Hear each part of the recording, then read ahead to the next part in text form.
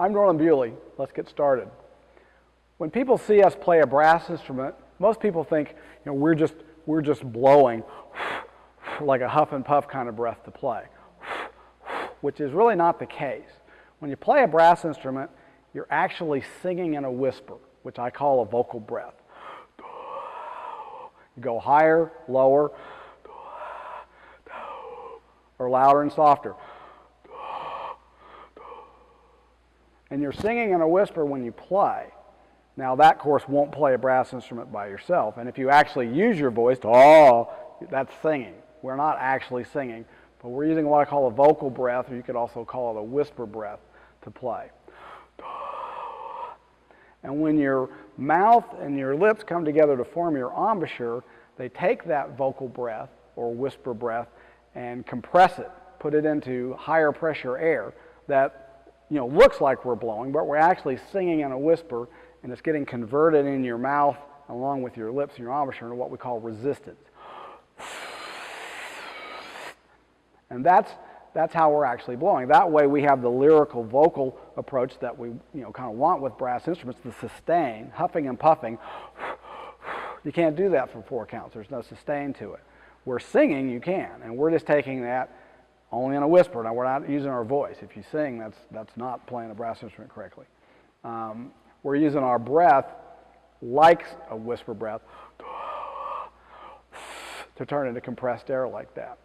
And then when you put that on the mouthpiece, by creating even more compression, sets up pressure waves that actually vibrate the air and slap your lips like this. So when you take the mouthpiece away, you don't have anything but the air like this.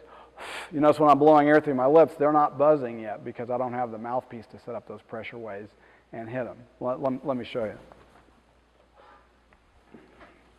So if I take a vocal breath like that, when I form my embouchure and put it into the horn,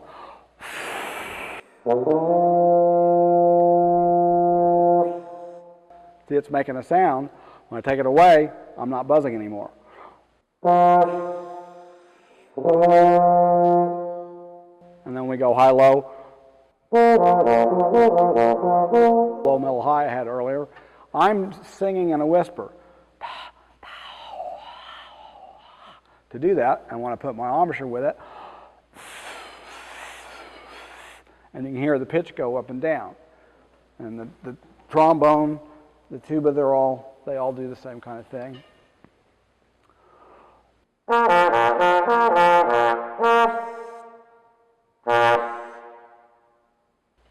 Tuba.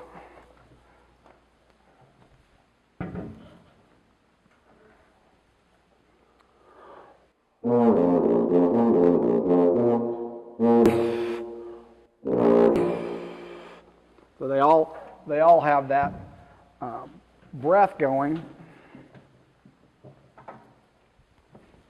while you play.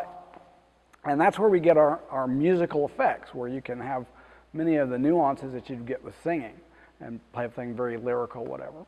And the vocal breath is very important. A lot of times I've had students come in who are stuck on a note, typically a low B flat, and they can't go higher, they can't go lower, maybe a little bit, and they try blowing louder and they try tightening their lips, and they don't go anywhere because the vocal breath doesn't go anywhere. Or actually, you can also think of it as vocal throat, because you're really using your throat like you're singing in a whisper. So when you're playing, try that. Use the vocal breath. You need to hear it like you were going to sing it, and then actually sing it in a whisper. Now, you may wonder, well, gee, I'm playing the tuba, and I have a pretty high voice or whatever, or I'm playing the trombone and I have a super low voice. That doesn't matter because you're not using your voice. We're not using our vocal cords when we play.